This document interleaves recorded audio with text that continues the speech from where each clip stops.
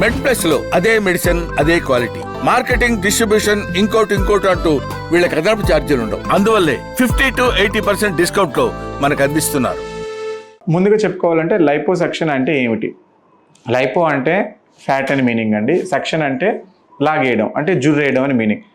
అంటే మన శరీరంలో అన్వాంటెడ్ ఫ్యాట్ ఎక్కడైనా ఉంటే, అది ఛాతి దగ్గర కానీ, పొట్ట దగ్గర కానీ, బ్యాక్ దగ్గర కానీ, బటక్స్ దగ్గర కానీ, హిప్స్ ఎక్కడ మనకి నచ్చని ప్రదేశంలో ఎక్కువగా ఫ్యాట్ అక్యుములేట్ ఉన్నదాన్ని ఒక చిన్న రంధ్రం లాంటివి చేసి దాంట్లో క్యాన్యులా పెట్టి దాంట్లోని ఫ్యాట్ని అంతా సక్షన్ చేయడం జరుగుతుంది. సక్షన్ అంటే లాగేయడం, మిషన్లోకి లాగేస్తాం అనమాట. చిన్న ఘాటు తోటి తీసేస్తాం. ఈ చేసే ప్రక్రియని లైపోసక్షన్ అని అంటాం అనమాట.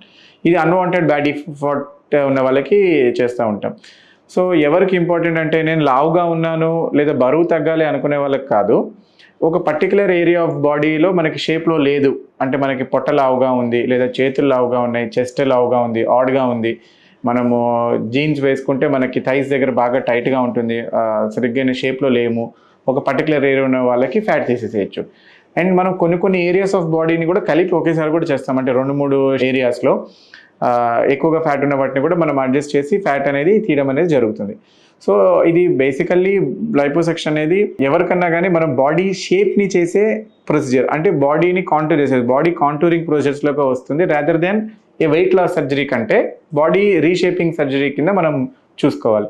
ఎవరైనా కానీ హెల్దీగా ఉన్న ఇండివిజువల్స్, అంటే హెల్దీగా అంటే వేరే ఏమి అండర్లైన్ కార్డియాక్ కండిషన్స్ కానీ, వేరే అదర్ పెద్ద ఇల్నెసెస్ లేకుండా ఉన్న వాళ్ళు, ఈవెన్ బీపీ షుగర్లు ఉన్న వాళ్ళకి కూడా కంట్రోల్ చేసి కూడా చేస్తాం. మెడికల్లీ స్టేబుల్ ఉన్న వాళ్ళకి ఎవరైనా కానీ లైపోసక్షన్ చేసుకోవడానికి అర్హులే. వాళ్ళకి ఒక పర్టికులర్ ఏరియాలో ఆడ్గా ఉంది అని అనుకున్న వాళ్ళకి liposuction is a correct procedure. వింటుంటారు అప్పుడు అడపదడప మనం ఎవరైనా కాస్మెటిక్ సర్జరీ చేయించుకొని అదేదో వికటించి ప్రమాదం అయిందని చెప్పేసి. సో నాకు తెలిసిన నాలెడ్జ్ ప్రకారం అవి అన్క్వాలిఫైడ్ పర్సన్స్ అన్క్వాలిఫైడ్ ప్రదేశాల్లో చేయించుకోవడానికి, అంటే ఏదైనా కొంచెం తక్కువ కాస్ట్కి అయిపోతుందని, అయితే కరెక్ట్ పర్సన్తో చేయించుకోవడం అనేది చాలా ఇంపార్టెంట్. ఇప్పుడు నేను ఉన్నాను, పెద్ద హాస్పిటల్లో వర్క్ చేస్తున్నాను, నా డిగ్రీలు సర్టిఫికేట్లు ఉంటాయి, అండ్ మీరు వెళ్ళి చెక్ కూడా చేసుకోవచ్చు. మనం ప్రతి స్టేట్లో మెడికల్ కౌన్సిల్ వెబ్సైట్స్ ఉంటాయి, ఓపెన్గా ఎవరు ప్లాస్టిక్ సర్జన్స్ వాళ్ళ డీటెయిల్స్ కరెక్టా కాదని చెక్ చేసుకొని, అండ్ మనం చేయించుకునే హాస్పిటల్ కూడా ఇంపార్టెంట్. అవి అన్ని అక్రిడేటెడ్ హాస్పిటల్, అన్ని ప్రాపర్ ఐసీ సెటప్, బ్యాక్, అంటే సర్జరీస్ చేస్తే ఎనీథింగ్ అల్టిమేట్లీ సర్జరీ చేయాల్సింది proper hospital, proper operation theatre, proper సెటప్లో ఉండి ప్రాపర్ పర్సన్, అండ్ చేయించుకునే పర్సన్ కూడా, అంటే పేషెంట్ కూడా ప్రాపర్గా ఎవాల్యుయేట్ చేయాలి. అంటే వాళ్ళకి ఏమైనా అండర్లైన్ మెడికల్ ప్రాబ్లమ్స్ ఏమీ లేని వాళ్ళకి, హెల్దీయా కాదా ఫిట్ అనుకున్న వాళ్ళకి చేయించుకుంటే చాలా సేఫ్ ప్రొసీజర్స్.